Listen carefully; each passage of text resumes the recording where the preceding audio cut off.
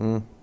Do you have one super crazy futuristic idea that, not a solution, but a problem that might not even be in the works yet, that would be something that if we had a solution to would change medicine? Anything ever spark your mind to be that question that could be answered? I had an encounter today, and this is not, regrettably, this isn't going to be the thing that cured cancer, okay?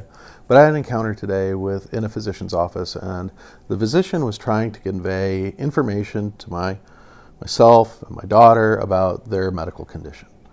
And regrettably, we had a lot of clarifying questions, and I know what I'm talking about, okay? I was really struggling to interpret what the physician was trying to convey to myself and my daughter to really understand what questions to ask, what the future held for my daughter, and all of the information that I needed. Frankly, I think the entire encounter would have been far facilitated if we could look at a model, like a physical model, perhaps something that was existing in augmented reality, and would discuss the issue together to know that indeed the kidney is a little bit smaller, and we're wondering why, and we're wondering in relationship to this other kidney that is the right size. Like, why can't we have this conversation in a new way, facilitated by technology? And if we did that, then does the doctor have to be physically present, or could the doctor be elsewhere? How do we do this at scale? How do we convey information at scale? How do we change the way patients understand their own disease so they can make best decisions for themselves? So much of the time we're looking at the doctor has to be present, and it's only in the doctor's way that we come to understand, but clearly that's not quite working. So I'd like to change that. So using, for example, augmented reality to change the patient's visual thought process of what they're learning during a communication with a physician. Absolutely.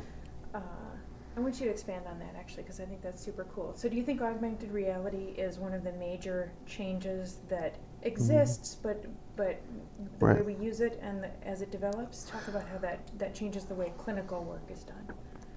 There's no doubt that because, think about this, so pictures. So I'm of the generation where I still have stacks of physical photographs, okay? And now I have to figure out how to digitize them because I'd like to carry them on forever.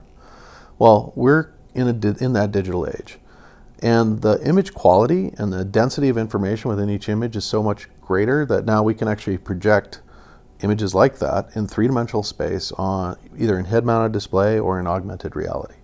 And we're using them for all kinds of interesting things like games and things that are entertaining.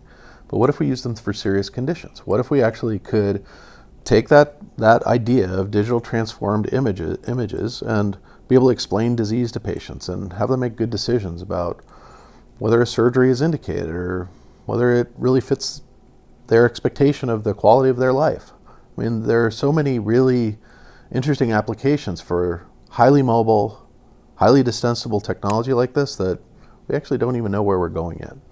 And frankly, again, does it all have to happen with the interaction between that physician in person with that individual, or can we take that to scale as well?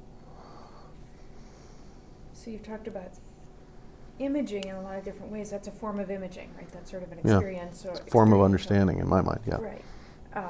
So 3D printing as scaffolding for regenerative medicine. Yeah, right. 3D imaging as part of... Right, to scaffold understanding. Right. So if you think about the difference between, so the 3D image as a printed image, you have a more full understanding of the structure. And what is the difference between reading words on a page and describing what an orange is with its skin and the structures within and actually being able to see it? It's radically different experience, right? So here we are transforming understanding through those types of 3D imagery. And creating organs around 3D structures. Indeed, yeah. Right. Okay.